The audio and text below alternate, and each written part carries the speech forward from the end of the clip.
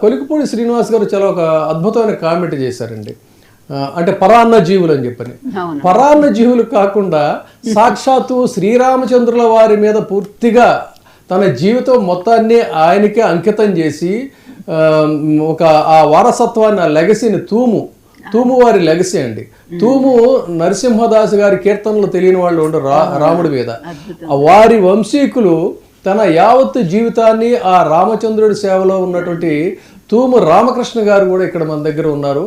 వారు దీని గురించి ఏం చెప్తారో, సాక్షాత్ ఆ రాముడు మనకి రామాయణంలో గుహుడు కావచ్చు, లేదంటే అనేకమైనటువంటి వీళ్ళని కులాలకు అతీతంగా, సాక్షాత్తు వానరుల వాళ్ళంటే ట్రైబల్సే కదా, వాళ్ళని హక్కును చేర్చుకుంది. కానీ శబరి దగ్గరికి వెళ్ళి ఆ ఇంగిలి స్వీకరించినటువంటిగా కానీ ఇవన్నీ కూడా మనకి మెసేజెస్ ఏమిస్తున్నాయండి? ఇందా చెప్పిందే విద్యా వినయ సంపన్న బ్రాహ్మణే గవ్యహస్తిని ఆయన ట్రైబల్. వాల్మీకి, సాక్షాత్ వాల్మీకి కూడా ఇదే కదా. అందుకని దాని మీద మీరేమంటారు చెప్పండి ఈ వ్యాఖ్యల మీద? శ్రీ గురుభ్యో నమః. హరి ఓం. ఆపదామ వార్తారం దాతారం సర్వసంపదాం లోకాభిరామం శ్రీరామం భూయో భూయో నమామ్యం. పెద్దలందరికీ నమస్కారం. ఏ మనిషి అయినా ఒక విషయ ప్రకటన చేయాలంటే పెదవి దాటితే ప్రపంచం దాటుతుంది అంటారు. నాలాంటి సామాన్యులు ఎంతమంది ఏం మాట్లాడినా అది చేరవలసిన చోటుకి ప్రదేశానికి చేరదు, ఆ వ్యక్తులకు చేరదు. ఎటువంటి స్పందన, ప్రతిస్పందన అనేది ఉండకపోవడం సహజం. కానీ గరికపాటి నరసింహారావు గారు లాంటి మేధావి, ఒక జ్ఞాన సంపద ఖని, విజ్ఞాన గని లాంటి మనిషి ఈ రకంగా పిల్లలు గురించి వ్యాఖ్యానించడం పత్రికా పరిభాషలో గర్హనీయం, అత్యంత గర్హనీయం, ఏమాత్రం ముదావహం కాదు. ఎందుకంటే నేను వ్యవసాయ కుటుంబం నుంచి వచ్చిన వాడిని. సొంతంగా 40-50 ఎకరాలు వ్యవసాయం చేశాను. అన్ని వర్గాల వాళ్ళు, సమాజంలో గ్రామాల్లో ఏ వర్గాలు ఉంటారో ఈ వ్యవసాయ పనులకు వెళ్ళేవాళ్ళు, వాళ్ళందరితో నేను వాళ్ళలో ఒకళ్ళలాగా మెరిగిన వ్యక్తిని.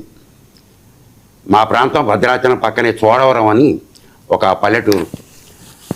అయితే ఈయన వ్యాఖ్యలు ఎలా ఉన్నాయంటే, ఆయన వ్యాఖ్యలు ఆయనే గమనించలేనంత తీవ్రంగా ఉన్నాయని నేను భావన చేస్తున్నా. ఆయన ప్రవచనాలకు వెళ్ళినప్పుడు చతురంగా, హాస్యంగా అనేక విషయాలు చెప్తూ కొన్ని విషయాలు చెప్తారు.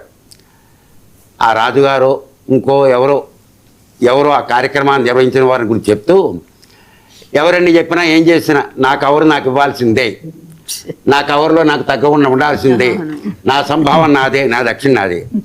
అయ్యా, మీరు మహాపండితులు, మీలాంటి పెద్దవారిని మేమందరం మీ మీద ఎప్పుడూ మాకు గౌరవభావం ఉంది. మీరు కనపడే మనసులో మిమ్మల్ని ఆరాధిస్తాం, గౌరవిస్తాం. ఎందుకంటే సమాజానికి దిశానిర్దేశం చేసే విధంగా మీరు ప్రవర్తిస్తున్నారు, ప్రవచనాలు చెప్తున్నారు. అటువంటి మహానుభావులు మీరు వాళ్ళని తోలనాడే విధంగా, కించపరిచే విధంగా, వాళ్ళ మనోభావాల్ని దెబ్బతీసే విధంగా మాట్లాడటం ఏమాత్రం సముచితం కాదు. ఇందాక వారు చెప్పారు, పెద్దలు విజయబాబు గారు, వారు కూడా మహాజ్ఞాన సంపన్నులు. నాకు దశాబ్దాల తరబడి పరిచయం.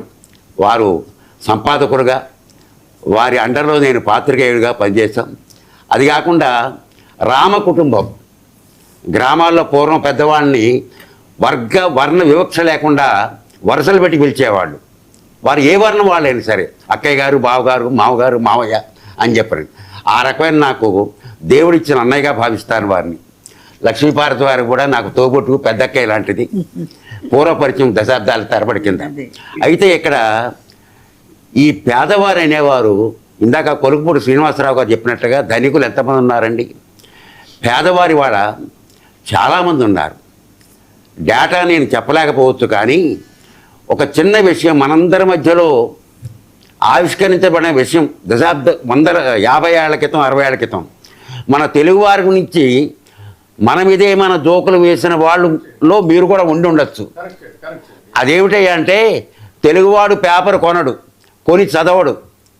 ఎందుకంటే నిరక్షరాస్యత, డబ్బు, లోభితనం.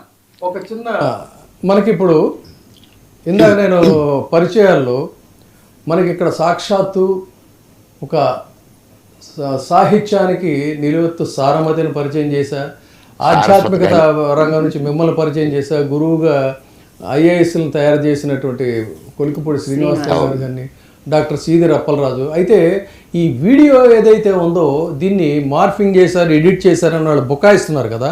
సో దాని మీద పోలీస్ అధికారి డాక్టర్